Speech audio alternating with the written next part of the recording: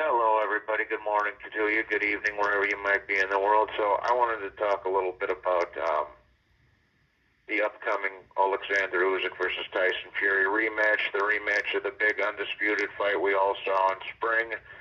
Well, Johnny was unfortunately incarcerated and locked down, but I'm glad everybody enjoyed it. I'm very, very happy that the good guy ended up winning in that fight in what was essentially boxing fan Super Bowl in the spring there. So obviously I was telling you guys beforehand, before I even got locked up, I was telling you guys ahead of time that this was destined to happen, that Usyk was destined to beat this motherfucker.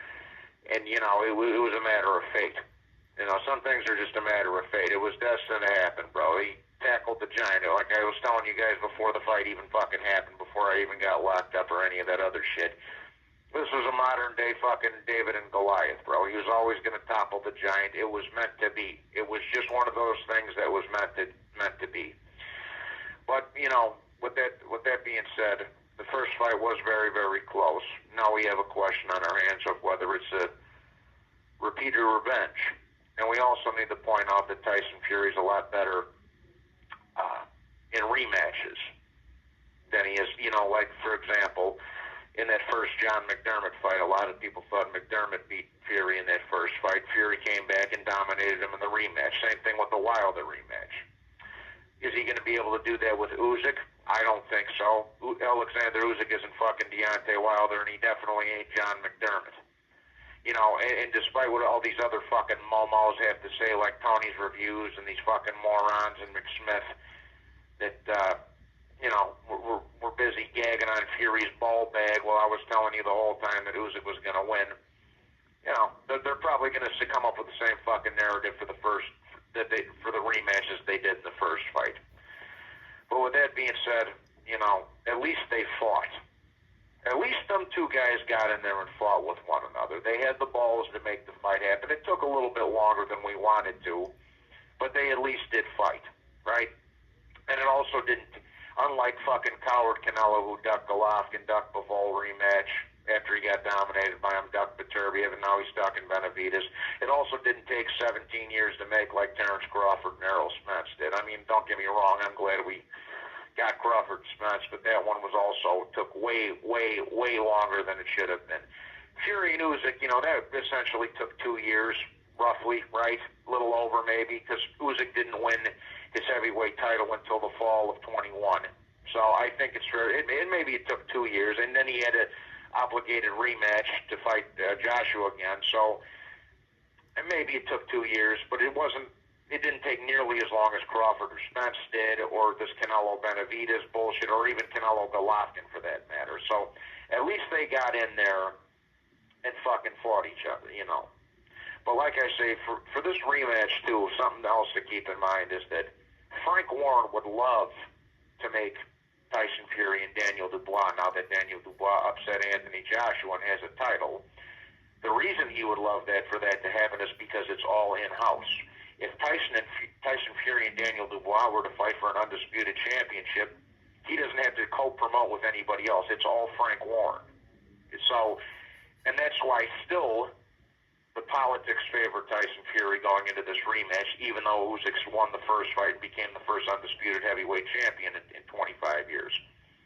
So I just want to point this out, and I think I said this in the last video I made about the Usyk-Fury rematch.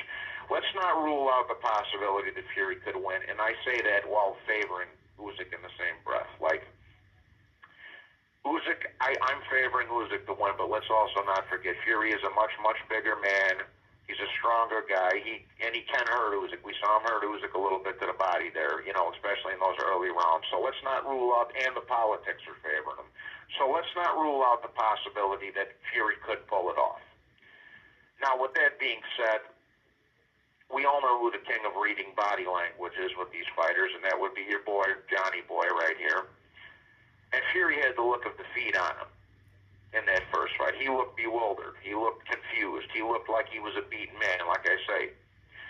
Now, with that being said, I have to give Tyson Fury some kind of credit here. He did get in there and fight with the fucking guy. And Fury does have some heart and balls, man. When you drop him, he gets up. If you drop him on his ass, he gets up. When you buzz him, he fights back. You when he gets buzzed, he fights back as best he can. When he gets dropped, he tries to get back up. So I have to give it to Tyson Fury. He does have some heart and balls in there, and I don't think anybody can really question that. As much pro Usyk as I am in this fight, I have to commend Fury for his heart and balls, even though he did get the shit kicked out of him by a guy that's half his fucking size. Also, this also isn't going to change. Another thing that's not going to change. All calls other than properly placed attorney calls may be monitored and recorded. Another thing that's not going to change in the rematch is the fact that Usyk's the more superior intellectual fighter, and he's the far more elusive fighter. He's got the better footwork. He's craftier. He's got a bigger boxing brain, and he's mentally tougher than Tyson Fury. All right? Whatever happened to that death by 1,000 pillows that Tony's reviews was talking about? Exactly. He was sucking Fury's dick all the way up to that fight, and he actually thought that Francis Ngannou-Tyson Fury fight was going to play a part in the outcome of the first one. He's a fucking moron. But anyways, with that being said, now that Usyk's going to fight him again, he's confident he can. I believe Usyk's going to go into this fight more confident than he was in the first one. He was always very confident in himself. He was always very faithful in himself that he was going to win this fight. But now that he's already done it, I think he's going to be even more confident going into the rematch. He's done it before, and he can do it again. That's the fucking the mindset I believe Usyk's going to have going into this rematch. And something I need to point out too, real quickly. It's no question who the fighter of the year is of 2024 if Usyk beats Tyson Fury back-to-back, became the first undisputed heavyweight champion in 25 years, and took Tyson Fury's a guy that's twice his size and was the former lineal heavyweight champion of the world. There is no question whatsoever that Alexander Usyk is fighter of the year, especially if he beats Fury in the rematch. There's no question about it.